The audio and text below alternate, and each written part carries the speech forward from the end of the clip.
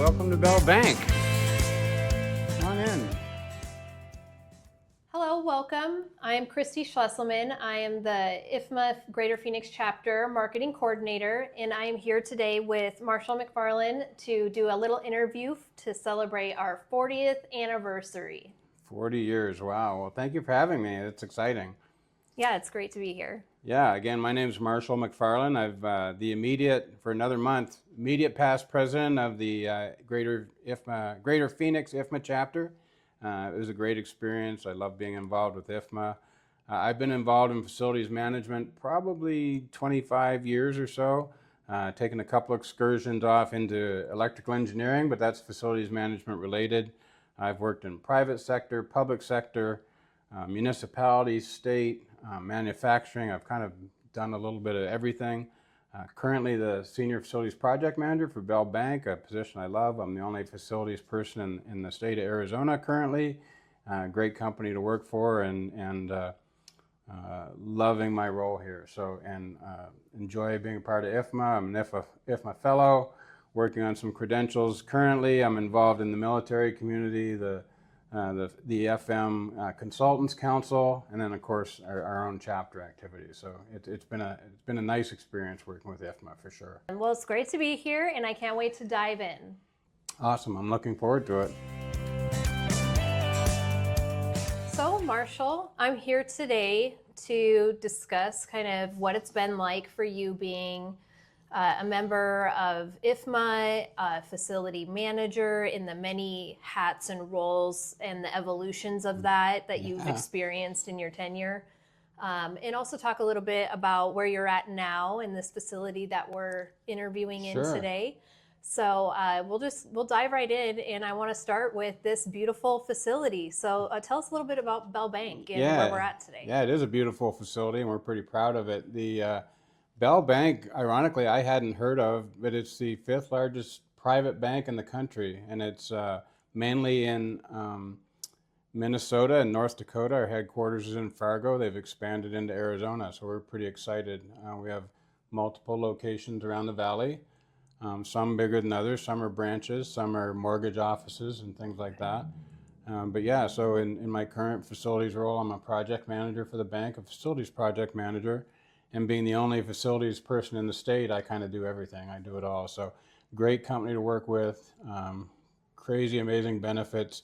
They have what we call a pay it forward program, where they let you as an employee support charities of your choice and that kind of thing. So just a all around good company to work for, and I'm happy to be here. Probably sunsetting my career on the best job of my career. So so it's really cool.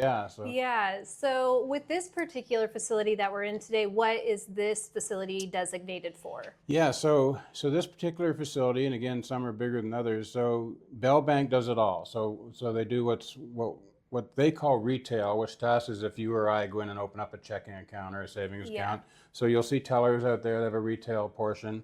But they also have a mortgage staff here. They have commercial lenders. They have special lenders. They have private bankers. They do insurance. So they do life insurance and health insurance. They do employee benefits for other companies and that kind of thing. So they really do it all.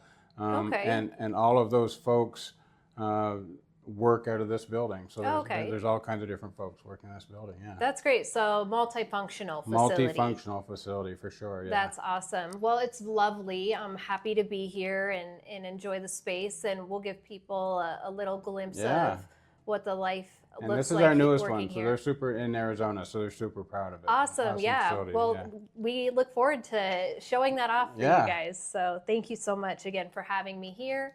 You mentioned that this will be what sunsets your career. So how does this particular role for you differ from some of the other FM positions that you've held? Well, it's different and it's similar. So right out of the gate, the organization, the facilities organization for Bell Bank is a little different. I would say non-typical, but not in a bad way, but just not necessarily what I'm used to or not maybe standard. And I'm in a role that officially is project management. So my role is to facilitate office moves, new building, new construction, major TIs, and that kind of thing.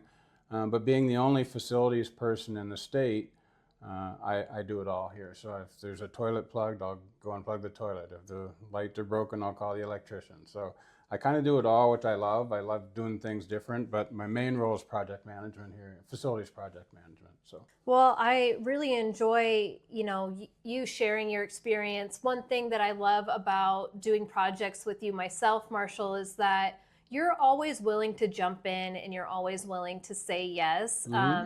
As a chapter leader, Right. as an employee, I'm sure based on what I've known about you and where I see you excel and how you educate others, whether it's up and coming young professionals or your peers. Sure. You can just really see that there's passion there from you. And so I really enjoy working with you, and I'm sure that everybody else does too. The real reason why we're here today, which is we're celebrating IFMA, the Greater Phoenix chapter's 40th anniversary. 40 years, yeah. Can you believe it? It's 40 crazy. years. How long have you been a member? Around 15 years. So I haven't been here for I may look it, but I haven't been here for the full 40 years, but I've been a member around 15 years probably. Okay. Yeah, so. That's great. I'm definitely newer, but I'm getting there. It's more seasoned. I think I'm rounding 5 or 6 years now, so it feels great. But 40 years is incredible. And so what we want to do is kind of compare and contrast how facilities management has changed or evolved, or even the chapter and some of the membership, maybe the services even that are provided to FMs. So kicking that off, how have the core competencies for facilities management evolved over the past 40 years? And which skills do you believe to be more crucial to FM professionals over the next decade? Yeah, it's interesting. I think that the profession has evolved the same way our buildings have. And what I mean by that is, we're a relatively young profession. So we used to be, facilities managers used to kind of graduate from the handiest guy in the place, or the handyman, or Mr. Fix-It, and then kind of take on other responsibilities. And I think back then that was appropriate, maybe because it was about buildings.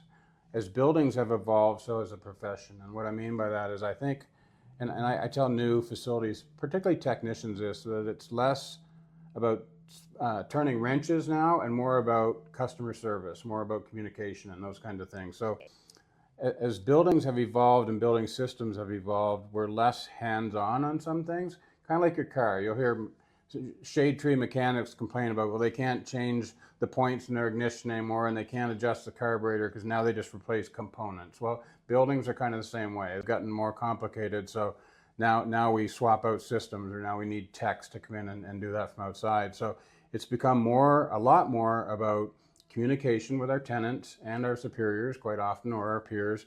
What the problem, why it's like that, how long is it going to be, before it gets fixed, and those kinds of things. And that customer service. I use the example that in the old days, I'll say in the old days, the maintenance guys would kind of schlep around, they'd change the light bulb, they'd do whatever, and they wouldn't talk to anybody, they kind of didn't care who they interrupted, they didn't care if you knew what was going on or not. Those days are over. And now it's about communicating the problem. And we wouldn't just take our car to the garage or the mechanic and have them hand us a bill with no communication. What was wrong with it? Why? For sure. Why does it cost that much? So now all those questions have evolved to our world. So now it's about the building systems. It's about communicating to the tenant, or who are our customers.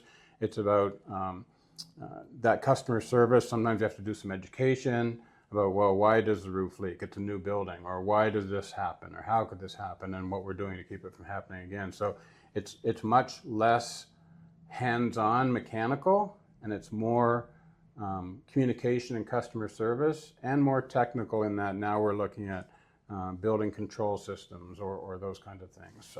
So when you say that you're less hands-on in the technical, do you still think there's a need for that background and potentially that experience in those industries?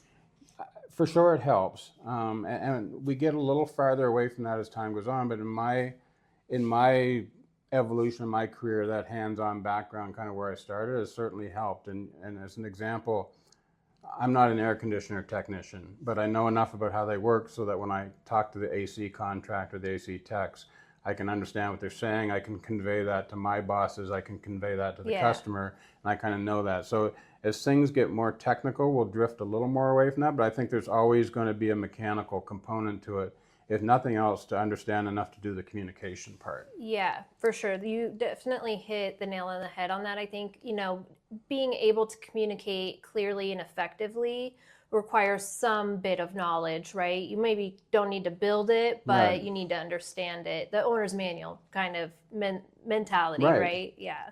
And people are more educated and miseducated now. We've all, particularly with social media, we've all encountered, and you and I can spend a whole day talking about whether it's vaccines or police use of force or whatever. Everybody's become kind of a self-proclaimed expert on things. Well, some of that has transferred into facilities management, and our tenants are, I'll say, more educated, but also sometimes more miseducated. Well, why don't you just do this, or why can't you do that, or just Sure. Just take down this cube wall, please. yeah, and there's more to it than that. Yeah.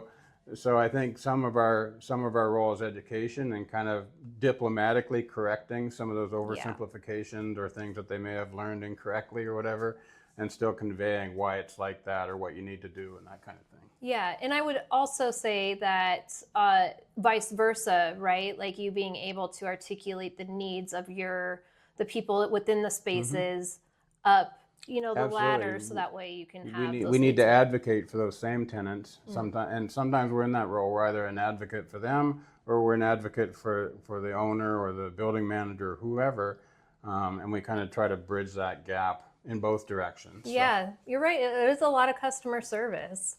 So that's interesting how that's changed over the years. When I think back to one of my first FMs that I recall in my call center, was one of my first jobs out of high school, and he was a maintenance. I think his title was like a maintenance guy, a maintenance man. That's not obviously official, his name, but maintenance was in his name, and he was pretty grumpy most of the time, and there was not a lot of niceties. It was, but he was very much busy with many demands from every direction, just trying to constantly make sure that his to-do list is done on top of whatever emergency has happened that day, right? That you don't plan for. Yeah, and there's less, just socially, there's less, I don't know if it's respect or, but you see the public's interactions, whether it's with the clerk at the pharmacy or the grocery store person or the police officer, whatever. There's much less respect now, and there's a higher demand for explain it, why am I doing this? And I would almost say resistance to why you're doing that. So diplomacy and communication is a big part of that now. So in addition to the customer service aspect to the change, you also mentioned like full systems and technology. And as we were preparing for this interview, your smart TV system in here yelled at me, and I say that lightheartedly. Nice, I hope, yeah. It was a very nice, actually polite, like, "Hey, would you like to join the meeting now?" Since we had reserved this room, and I was alone in here, so I got startled by it and was like, "Oh wow, it's really like it knows I'm supposed to be here, and it knows I'm supposed to be on a call." Like that's really intriguing, and I'm sure complex to get stuff like that operating in facilities, of this size and of larger capacity.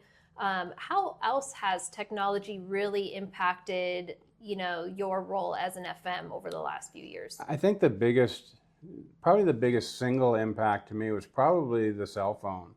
And there's lots of bigger things, bigger systems. There's HVAC control systems, there's lighting systems. I mean, I can dim the lights off of my phone, you know what I mean? So there's all kinds of building systems, but I think just generally the cell phone, because now I can have my appointments, I can communicate with my techs via text messages or those, I can pull up drawings and blueprints. I mean, I literally have a computer in my hand now, and that has facilitated almost every part of our job. On the flip side, it's made us unable to disconnect sometimes too. Yeah. So that's kind of the age-old, double-edged sword of communication like that, is people have a hard time setting their phone down. So now we're answering emails in the middle of the night and on the weekends and those kinds of things. But it really has facilitated, I think, communication with techs. We're not either doing things by hand or carrying around radios anymore. It's facilitated pulling up information. I can pull up floor plans. I can pull up, wiring diagrams. I can pull up maintenance instructions on stuff. I can pull up work orders. I can almost anything I can access by phone now. And we spend, I know a lot of facilities managers spend a lot of time working off their phone. On the way here, I'm in between sites, and when I get up in the morning, when I'm not dressed and on my way to work, I'm doing stuff on my phone. So I think really the cell phone, more than anything, has shifted our ability to do our job. But then the bigger picture, everyone talks about AI now, and there's the Internet of Things, and there's all kinds of different systems we can employ. Those are huge, but I think it all comes back to your phone, because no matter what those systems do, we keep trying to find ways to bring those to our phone. Yeah, that's interesting. I actually have not heard that perspective about the technology impact in FM. Nobody's really looked at what the phone has done. So I really like your insight on that. It's really intriguing. And definitely one of those double-edged swords for sure. So, well, you couldn't just get here without a few things to kind of help you reach this critical period of your career. Sure. So what can you tell me about what professional development resources or certifications that have proved most valuable to you on your journey in FM? Yeah, early in my career, I was very interested in, and I've given others this advice, and my daughter and everyone, about if you're given the opportunity to do professional development, whether it's an hour webinar or a 3-day class, whatever, take that opportunity. And in particular, I was in probably the biggest kind of exponential explosion of my knowledge, if I want to put it. When I worked at the Phoenix Biomedical Campus for the University of Arizona, I was given a very long leash there and had some kind of unwritten other duties of overseeing campus security and campus emergency planning and those kinds of things. And just because of the situation I was in, I was able to go on any course or thing that I wanted to, really. And so I really stacked up a whole bunch of courses related to security, related to emergency planning, related to facilities management, all those things. And I think that was very helpful. And then more formally, IFMA really has been the train that's pulled me along. I guess if I grab stuff along the way, but whether it's the camaraderie of IFMA or the network, and I'm a major introvert. Awkward conversation I can't do, but IFMA has helped me. Now I can do public speaking, and now I can do whatever. I'm comfortable writing articles or doing presentations and all those things, but really helped me advance my career.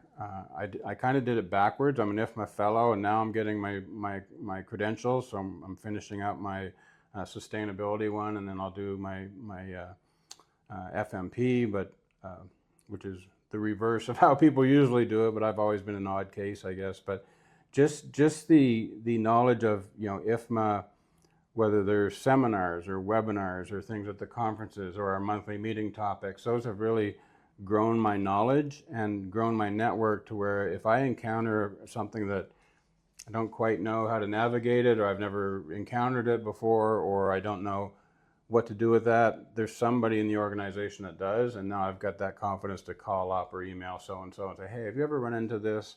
And they'll help me navigate that. Yeah, so it's been a very great career force multiplier for me. Yeah, so you mentioned IFMA's credentials. When you look at today's FM professionals, what learning pathways do you encourage them to maybe start with in order to get kind of a leg up on their career? I think if there's a number of paths, and I think it depends on their origin. So if they started, like I started in a trade, I didn't know what facilities management was, so I had that kind of mechanical background. But I think if they didn't start in a trade, to start getting formal facilities management, I'll call it training for lack of a better, but it may come in different forms, but that may be the FM Essentials class, which is not a credential, but it's a certificate. It may be just jumping into an IFMA chapter and starting attending those monthly, just getting that exposure. When you subscribe to Facilities Management Magazine, to get on the mailing list for all the webinars. And I would just, as much as your kind of daily or monthly routine allows, start stacking up that facilities management specific learning. And then the networking allows you to talk to people in similar industries and different industries, because sometimes the problems are common, sometimes they're different, and they allow you to. So I think just if you're new to the industry, get with an organization like an IFMA and start immersing yourself in that. If your career allows, maybe taking even if it's a welding or an HVAC technician class or something, just not so you can go out and be a welder or an HVAC technician, but to kind of give you that grounding in the trades. Because I think it's important if you're a leader or you're directing folks to do something, that you understand what they're doing. I think it's important. You don't have to be as good as them, or you don't have to be a functional welder or HVAC, but I think just understanding how they work, their work process, what they think about, is important for you when you're directing or requesting that kind of work to be done. I really like how you focus on not just one path. Like, you recognize that there are many paths, right? So, exploring what is going to be a good fit for you, right? Because we all learn things differently and we gather information differently. So, just recognize that there is an opportunity pretty much anywhere you look, as long as you start looking and start expanding your network with individuals. Naturally, with FM comes not just the learning that you have to do, but the experience, and nothing teaches us more than a crisis or an emergency that we are not prepared for. So what can you tell me about what critical crisis management or resilience lessons you've learned during your career that might benefit today's facility managers? Yeah, I think there's a lot of things I've learned in my career, and I liked crisis management enough to, when I had the opportunity to get a degree when I was at the University of Arizona, one of my degrees was in emergency management. I liked it enough. So I think the first thing to kind of note is that some facilities managers may not have, emergency planning or emergency response as an official part of their duties, but whether they do or not, when there is an incident or a crisis, they are going to get sucked into it. That's just, if you think COVID was a great example, because facilities management as an industry has been struggling for decades, and it's a fairly new profession, but to kind of make their worth known. Well, then COVID came along, and all of a sudden we needed experts in logistics. We need to figure out a way to stanchion off lobbyways and keep people 6 feet apart. We need to put signage up, and we need to put testing. All that stuff is what facilities managers do, and we're like, yeah, we can do that, we can do that, we can do it. The stuff that was new or scary to other facets of our organizations, particularly the leadership, we already knew how to do all that, and chances are we had the stuff, or could get it pretty quickly. So I think things like COVID taught us that, hey, this is kind of where we have an opportunity to shine, and whether we like it or not, we're going to get drawn into a crisis. And I use the examples of, fires or whatever. When the fire department rolls in, they need to shut off the electricity or shut off the gas. Who knows how to do that? Your facility staff. If you have, heaven forbid, some kind of police incident, and the police want blueprints of the property, they want to know a good place to put an observation site, or heaven forbid, a sniper, or those kind of things. Or if there's a hallway blocked and what's the best alternate route to that, the facilities team is going to know all that stuff. If in response to that incident, your organization wants to have a press conference, well, where are you going to park people? Where are you going to do this? We need extension cords. We need a place. We need a different light. That's all facilities management. So even if they're not officially a part of that process, they are going to get sucked into that process. Yes, they will. And kind of as a follow-on to that, I advocate for facilities managers to, if they're not a part of that process, to do as much as they can, short of making everyone mad and losing their job, to inject themselves into that process so they're kind of officially sanctioned to have a say in that, because ultimately it's kind of in their wheelhouse to deal with all those things. So. Yeah, that's really interesting. And you're right, during COVID, it was really interesting to see the facilities teams really just kind of emerge, like reverse Homer Simpson out of the bushes. And we're like, we're here, we got this. Right.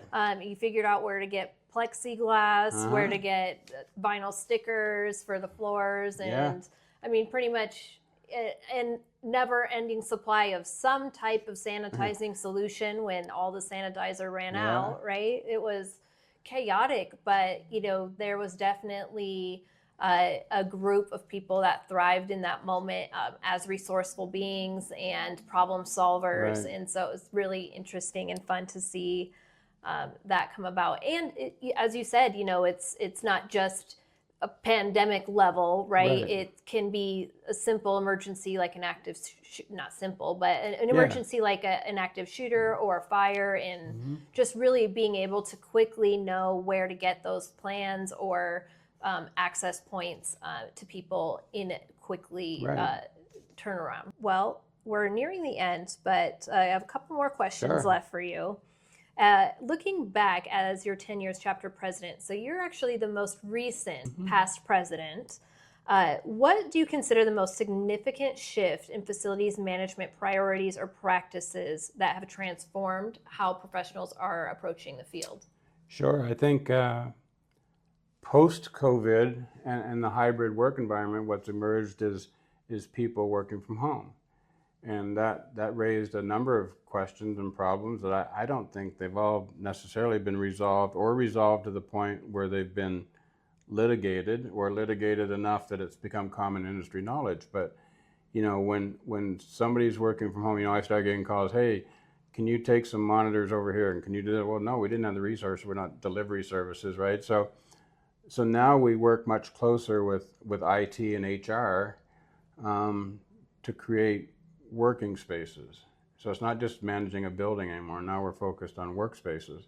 And I think that's kind of where we're going, and that's how it's evolved is post-COVID.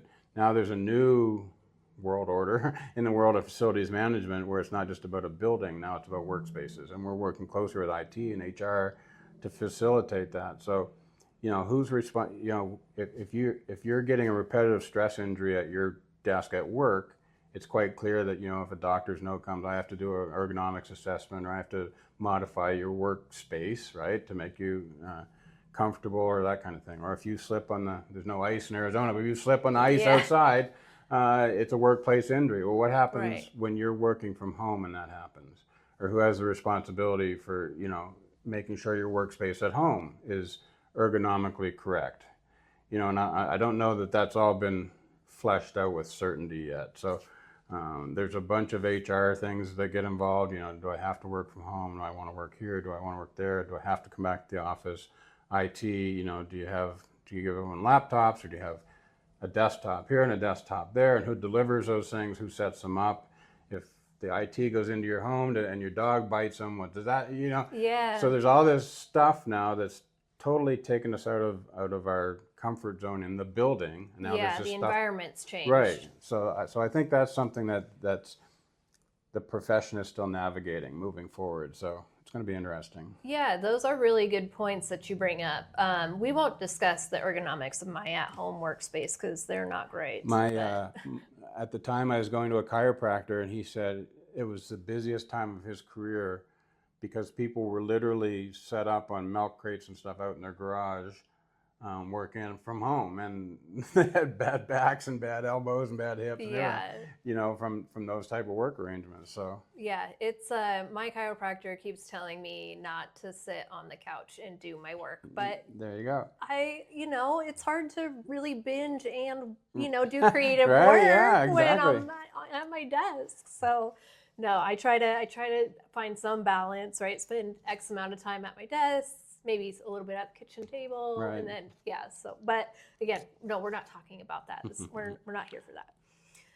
So as we wrap up then, and we're celebrating 40 years of our chapter's history, what wisdom would you share with today's facility managers about maintaining the profession's relevance and value into the future? Yeah, sure. I think there's a couple things. One is, and I don't know if this is coincidence, I proclaim I'm an introvert and people think I'm not, but I really am. But I've overcome that for work, and I've overcome that for when I'm doing something like this. But if I sat next to you at the bus stop out here, I probably wouldn't say a word. So you and I are two peas in a pod, really, that way. Right? So I think maybe it's coincidence, maybe it's just maybe it's an age or a generational thing.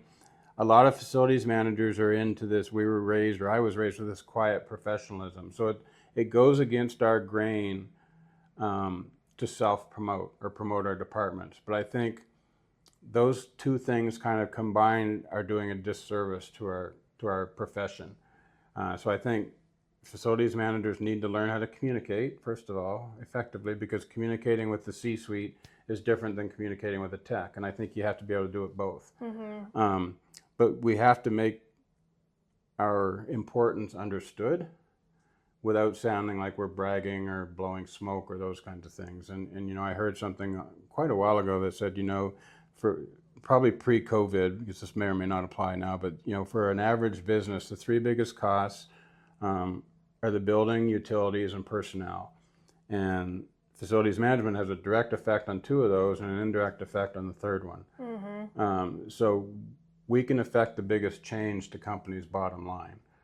If I knock, you know, $50,000 off our energy bill next year, that comes right off our bottom line or back on our bottom line. So I think that's important. But just the way we're kind of wired, we don't do that kind of self-promotion that, hey, look at me, or hey, I can contribute. We just kind of, we're like fire extinguishers. We wait until we're needed and then we do our thing and go back. And yeah, very reactive versus a proactive yeah, approach. so I think having that proactive, diplomatic kind of education to how we can contribute and why, I think is important for moving the profession forward and finding that balance of not sounding, we're sounding humble, but really making the value known. And whether it's a thing like emergency response or utilities or space planning or whatever that is, there's so many different ways we can contribute to a company, and most company executives don't realize that or know about it. So I think finding that mix to make that known, I think it's important that people keep doing that. So yeah, I don't disagree. You know, communication is key. They say that for relationships. I think that it goes across all types of relationships. And why I feel like I like marketing so much, because, you know, I'm very much like, what are we trying to say? Let's say it. And so it's something that I'm passionate about, you know, making sure that we're articulate, which is a bit why I feel like I find myself a bit of an introvert, because if I don't feel like I can articulate myself, I don't want to speak up. But you know, in these spaces, especially when you're in charge of the largest assets to the company, you need to work the opposite in that regard. So, well, it's been a pleasure, Marshall. Yes, thank you very much. It's been fun. Thank you. Yes, I look forward to the 40th celebration in June, and you know, I'm looking forward to the next year and next several years at IFMA. I have no plans on going anywhere. Hopefully we see you around for several years to come. Yeah. So at least to see you out to your retirement. But, you know, as a fellow. Right. We'll never really retire. Yeah, probably, so. For sure. Well, thanks again, Marshall. Thank you. Appreciate it.